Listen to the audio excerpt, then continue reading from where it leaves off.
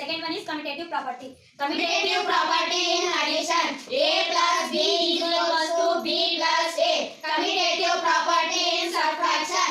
A minus B is equals to B minus A. Commutative property in multiplication. A into B is equals to B into A. Properties of integer. Third one is associative property. Associative property in addition. A plus bracket open B plus C bracket close is equals to bracket open A plus B bracket close is equals to C. Associative property in subtraction. A minus bracket open B minus C bracket close is equals to bracket open A minus B bracket close minus C. Associative property in multiplication. A into bracket open B into C bracket close is equals to bracket open A into B bracket close into C.